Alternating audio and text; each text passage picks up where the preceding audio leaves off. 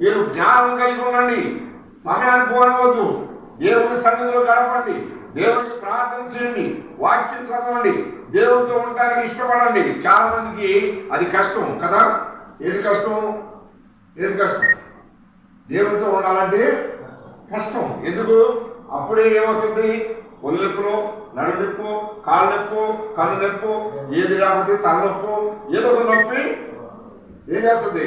ఈ బలహీనతలన్నీ పెట్టేది ఎవరంటే అపవాది. ఎందుకంటే దేవుని యొక్క పిల్లలమైన మనం ప్రార్థన చేస్తేనంట సాతానికి ఏం తగ్గుతుంది తెలుసా? కొరడా దెబ్బలు తగ్గుతాయి అంట. అందుకని వాడికి దెబ్బ తగ్గుతుంది కాబట్టి వాడు ముందే మేలుకొని మనకేం చేస్తాడు? చిన్న కీ ఇస్తూ ఉంటాడు. అంటే చిన్న చిన్న బలహీనతలు పెట్టి నీ సమయాన్నంతా కూడా ఏం చేస్తూ ఉంటాడు? వృధా చేస్తూ ఉంటాడు. సమయాన్నంతా కూడా వాడు తీసేసుకుంటుంటాడు. అది మనం గమనించకుండా ఏం చేస్తుంటాం? మన బలహీనతలకి మనము చూస్తూ ఉంటాం. అది కానీ ఇక్కడ చెబుతున్నాడు. ఏమన్నాడు చూడండి, కొలసీలకు రాసిన పత్రిక 4వ అధ్యాయంలో 4:2 అంటున్నాడు. అంత సమయం గురించి నేను చెప్తా వినండి. దేవుని యొక్క పిల్లలమైన మనం ఈ రోజున గమనిస్తే ఎంతమంది వ్యర్థంగా సమయాన్ని ఉపయోగించుకుంటున్నారు. దేవునికి ఇచ్చే విషయంలో ఇచ్చేవాళ్ళు ఉంటున్నారు. తర్వాత దేవునికి ఇచ్చేవాళ్ళే దేవుని దగ్గర ఆశీర్వాదం వస్తుంది అని భ్రమపడుతున్నారు. కానీ నీ వంతు నీవు దేవుని సన్నిధిలో ఎంతవరకు కష్టపడుతున్నావు, ఎంతవరకు గడుపుతున్నావు, ఎంతవరకు దేవునితో ఉండటానికి ఇష్టపడుతున్నావు అన్నది అడుగుతాడు ఒక రోజు దేవుడు.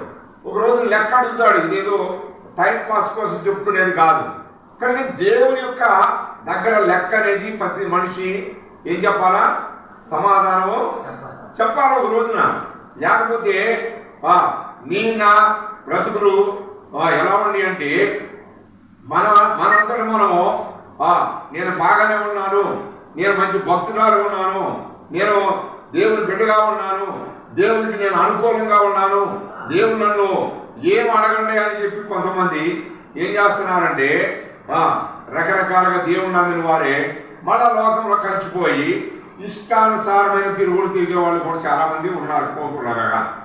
కనుక నీ టైము నీ యొక్క పని చేసుకో. దేవునికి కొంత సమయము ఏం చేయాలా? దేవునికి ఏం చేయాలి? కేటాయించాలి. దేవునికి కేటాయించకపోతే ఒక రోజున సిగ్గుపడాల్సి వస్తుంది. దేవుని రాజ్యంలో దేవుని సింహాసనం ముందు నిలబడినప్పుడు సిగ్గుతో ఏం చేయాలా? తల దించుకోవాలి. నీకు ఇచ్చిన టైం ఏమైంది? నీకు ఇచ్చిన ఆయుష్ ఏమైంది? నీకు ఇచ్చిన ఆయుష్లో నువ్వేం చేసావు? నా కొరకు ఎంత కష్టపడ్డావు? నీ కొరకు ఎంత కష్టపడుకున్నావు? ఇవన్నీ లెక్క రాయబడుతూ ఉంది అక్కడ పిల్లల. అది కానీ అక్కడ చెప్తున్నాడు. ఏమన్నాడు? కొలసి టైం పోనివద్దు. ఎప్పుడు టైం దొరుకుతుందో, ఎప్పుడు ఖాళీ ఉంటావో, ఎప్పుడు నువ్వు నీ పనిలో నుంచి లేకపోతే నువ్వు ఖాళీ టైంలో ఏ టైం దేవుడు నీకు ఇస్తాడో ఆ టైంని బట్టి నువ్వేం చేయాలా? ఏం చేయాలి? సమయం పోనీయక సంఘములకు రెండో మాట ఏమంటున్నాడు? సంఘం ఎలుపుట ఉన్నవారు. ఎలుపుటంటే చూడండి,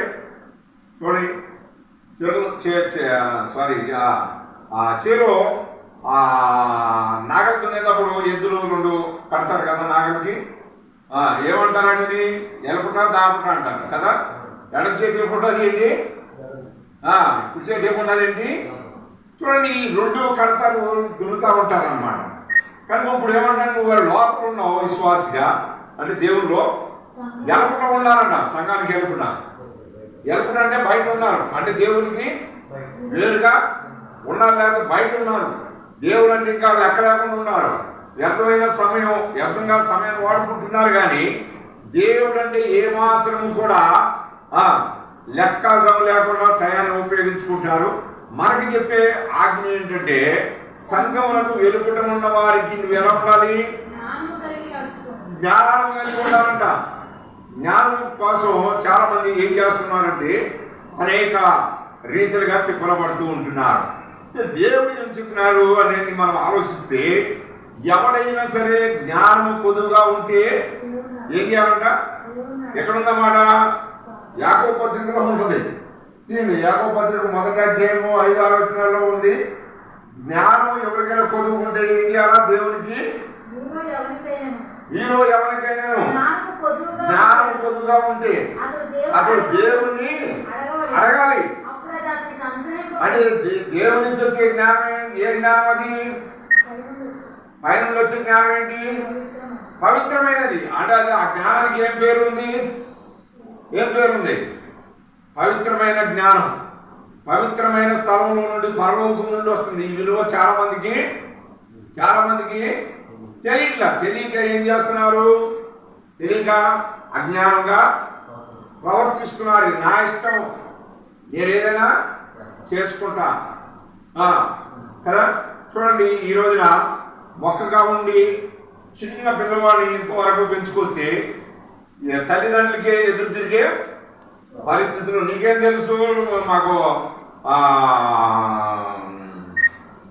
టైం నీకు తెలియదు, మాకు పని ఉంది కదా, వాళ్ళని కలవాలి, వీళ్ళని కలవాలి. ఇక రకరకాలైనటువంటి రీతిగా పరిస్థితులు ఎలా పోతున్నాయి అంటే టైం అంతా కూడా వ్యర్థంగా గడిపేస్తున్నాడు. ఈ ఆవిష్కారం కొద్దిగానే. ఎంత? కొద్దిగంటే ఎంత? బెత్తుడు అన్నాడు. బెత్తుడంటే ఎంత చెప్పండి? బెత్తుడంటే 70 లేకపోతే 80 అన్నాడు. చూడండి, బెత్తుడంటే ఇంతే ఉందట. అంటే ఇక్కడే ఉంది మరణం. ఇంకా ఏం చెప్పినాడంటే కిటికీలెక్కి చూస్తుంది. ఎవరి దగ్గర భక్తి లేదు, ఎవరి దగ్గర ప్రార్థన శక్తి లేదు, ఎవరైతే దేవుడితో ఉండటానికి ఇష్టపడతలేదు, వాళ్ళు ఖచ్చితంగా ఈ లోకంలో అపవాది సాతాను ఏం చేస్తున్నాడంటే గర్జించు సింహం వలె టైం ఎవరు ఇష్టానుసారంగా వాళ్ళు వాడుకుంటున్నారు.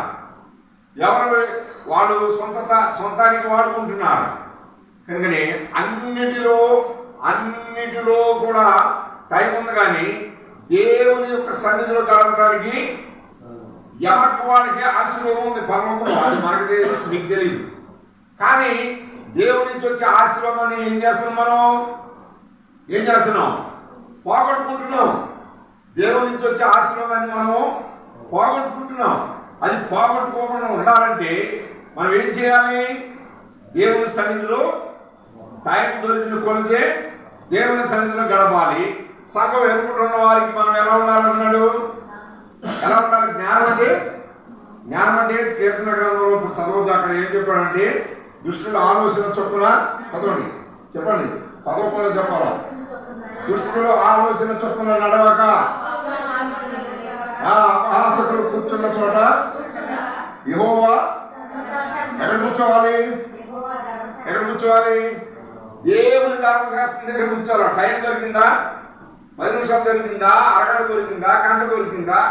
లేకపోతే 2 గంటలు దొరికిందా? అప్పుడు ఏం చేయాలి? దేవుని సన్నిధిలో కూర్చోవాలి. నీకు ఏది కావాలో అది దేవుడితో మాట్లాడాలి. అర్థమైందమ్మా? పిల్లలు ఫస్ట్ తల్లిదండ్రులు చెప్పే ముందు ఎవరు చెప్పాలి? చెప్పురాక ఎవరు చెప్పాలి? చెప్పండి. ఆయన పంపిస్తే ఇక్కడికి వచ్చావు, అవునా కదా? ఆయన పంపిస్తే వచ్చేవా? లేదా నీ అందరూ వచ్చేవా? ఆయన పంపిస్తే నేను వచ్చానా? నా అందరూ నేను వచ్చానా? కానీ మొట్టమొదటి ఎవరిని అడగాలి? ఇంటిలో పెద్దవాళ్ళు అడిగే ముందు ఎవరిని అడగాల? దేవుని అడగాలి. చూడండి, ఎవరి కాల జీవితంలో ఎదిగిన మొక్కలాగుంటే ఒక పరాహంగా కూడా కాయకపోతే ఫలించకపోతే ఇంట్లో ముందు రావచ్చేమో కానీ దేవుని సన్నిధిలో దేవుడికి ఏమో మన వల్ల సంతోషమే లేదు. కారణం ఏంటంటే వీళ్ళు నాతో మాట్లాడతలేదు.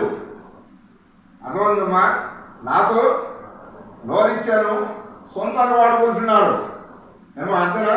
నోరిచ్చాను, వీళ్ళు వాళ్ళ ఇష్టానికి వాడుకుంటున్నారు. కానీ కొత్తసేపన్నా నాతో గడుపుతున్నారా? నాతో మాట్లాడుతున్నారా?